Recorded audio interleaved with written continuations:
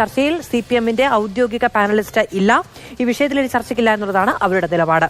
അതൊക്കെ നാട്ടുകാർക്ക് അറിയാവുന്ന കാര്യമല്ലേ. നാട്ടുകാരെന്ത് പറയാൻ, ഒന്നും പറയില്ല. അത് രാജ്യത്ത് കണ്ട് 14,000-ഓളം സ്കൂളുകൾ തെരഞ്ഞെടുക്കപ്പെട്ടു. അതിന്റെ വലിപ്പം അനുസരിച്ച് ഒരു ബ്ലോക്കിൽ 2 എണ്ണം എന്നുള്ള കണക്കനുസരിച്ച് കേരളത്തിന് 300 ചില്ലുവാനും സ്കൂളുകൾ വരും. ആ സ്കൂളുകളെ വിട്ടുകൊടുക്കുക എന്ന് പറഞ്ഞാൽ നമ്മുടെ കുട്ടികളെ അത് പഠിപ്പിക്കുന്നതിന് നമ്മൾ അനുവാദം കൊടുത്തു കഴിഞ്ഞു എന്നുള്ളതാണ്. പിന്നീട് ഈ വലിയ വർത്താനം ഒന്നും പറയുന്നതിൽ യാതൊരു കാര്യവുമില്ല. പിന്നിൽ ഒരു കറുത്ത കൈയുണ്ട് എന്ന് ഞാനിങ്ങനെ ചിന്തിച്ചൊരു കാര്യമാണ്. അന്ന് പാർട്ടി സെക്രട്ടറിയാണ് എല്ലാം. ഇന്ന് പാർട്ടി സെക്രട്ടറി അറിയുന്നില്ല. ഇന്ന് മുഖ്യമന്ത്രിയാണെല്ലാം. 100% ഞാൻ യോജിക്കുന്നു. പക്ഷെ അതൊരു പുതുമേള കാര്യമല്ലല്ലോ. ഒന്നാമത്തെ കാര്യം CPI-യുടെ ബിനോയ് വിശ്വത്തിന്റെ ഒക്കെ ഈ ഗൂഢാലോചന തത്വമൊക്കെ രാഷ്ട്രീയത്തിനപ്പുറത്ത്. ഞാൻ ചോദിച്ചോട്ടെ, വാക്കുകൾക്ക് പ്രസക്തിയില്ലാത്ത സന്ദർഭമാണിതെന്നറിയാം, എങ്കിലും പറയാതെ വയ്യ നാരായണൻ.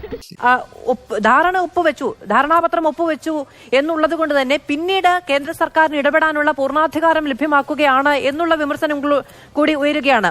ഷോ കണ്ടോണ്ടിരിക്കുന്ന ഒരു കുട്ടി ചോദിക്കുകയാണ്, അമ്മ ചോദിച്ചാൽ ആ കുട്ടിക്ക് എന്ത് മറുപടി നമ്മൾ കൊടുക്കുക? NEP-ക്ക് പിന്നിൽ PM-ശ്രീക്ക് പിന്നിൽ ഇത്തരത്തിലുള്ള ഹിഡൻ അജണ്ട എന്നുള്ളതാണ് ഇവിടുത്തെ ഏറ്റവും വലിയ രാഷ്ട്രീയ പ്രശ്നങ്ങൾക്കും വിവാദങ്ങൾക്കും കാരണമായിരിക്കുന്നത്. ഇനി ഞാൻ എന്തെല്ലാം കാണുമോ?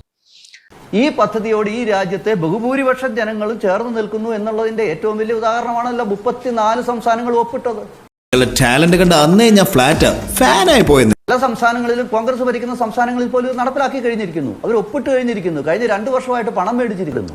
അരമണിക്കൂർ ഇരുന്നതേ ഉള്ളൂ. അതിനുള്ളിൽ എന്തൊക്കെ മഹാത്ഭുതങ്ങൾ അങ്ങനെ അവിടെ കാട്ടിക്കൂട്ടിയേ.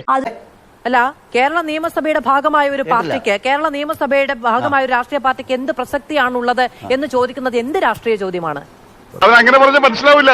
ആംഗ്യ ഭാഷ കാണിക്കണം. അനുഭവങ്ങളുടെ അടിസ്ഥാനത്തിൽ അതാ ഞാൻ പറഞ്ഞത്. ഒന്നാം പിണറായി വിജയന്റെ സർക്കാരിന്റെ കാലത്ത് കാനം രാജേന്ദ്രൻ CPI സെക്രട്ടറി ആയിരിക്കുന്ന സമയത്ത് തോമസ് ചാണ്ടിയുടെ മന്ത്രിസഭയുടെ പ്രശ്നം വന്നു. എന്താ കാനം രാജേന്ദ്രന്റെ അടുത്ത നിലപാട്? മന്ത്രിമാരെ പിൻവലിക്കുമെന്ന് പറഞ്ഞപ്പോ CPM-ന് കീഴടങ്ങേണ്ടി വന്നിട്ടില്ലേ? സത്യത്തിൽ പബ്ലിക് ഡൊമൈനിൽ നമ്മുടെ ഒരു അനുഭവമുണ്ട്. CPI-യുടെ ഈ കഴിഞ്ഞ കാലങ്ങളിലെ രാഷ്ട്രീയമായിട്ടുള്ള അവരുടെ നിലപാടും അവരുടെ ശരിയായിരിക്കും. തിന്നുമ്പോ നന്നായി കൊരക്കണം പഴയ വീടാ. കൂടം കേന്ദ്രത്തിലിരിക്കുമ്പോ നിങ്ങൾ പറയുന്നത് ഞങ്ങളിപ്പോ അവരെ പറ്റിച്ചിട്ട് ഒരു കരാറിൽ ഒപ്പിട്ടിട്ട് നാളെ ഞങ്ങൾ അവർ പറയുന്നതൊന്നും നടപ്പാക്കില്ല എന്നാണ്. അപ്പോൾ അങ്ങനെ ഒരു സംഭവം ഉണ്ടായിരുന്നല്ലേ? ആണെങ്കിലും അതിന്റെ പേരിൽ തർക്കം പിടിച്ച് ഫണ്ട് കളയേണ്ടതുണ്ടോ എന്നുള്ള ചോദ്യം ചോദിക്കാം. കരിക്കുലം അങ്ങനെയല്ല, വിദ്യാഭ്യാസം എന്ന് പറയുന്നത് അങ്ങനെയല്ല. ഇത് നമുക്കറിയാം. അപ്പൊ ഇതിനെ ഉള്ളുവളഞ്ഞു മെലിഞ്ഞവനെന്നാൽ പാതി ശരീരം ബുദ്ധിയാണെന്നാണ് വെയ്പ്പ്. ഈ വർഗീയത എന്നുള്ള രാജ്യം ഇപ്പോൾ വലിയൊരു വിപത്ത് നേരിടുന്നു എന്ന് CPM ആവർത്തിച്ച് പറഞ്ഞുകൊണ്ടിരിക്കുകയാണല്ലോ. ഇതിപ്പോ സത്യത്തിൽ എന്താ സംഭവിച്ചത്?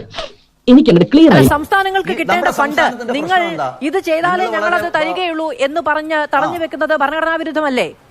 സുഖദമ്മാടി, കണ്ണിൽ ചോരയില്ലാത്ത തെണ്ടി, എന്ത് തോന്നിവാസവും കാണിക്കാൻ മടിയില്ലാത്ത ഒരു അലവലാതി.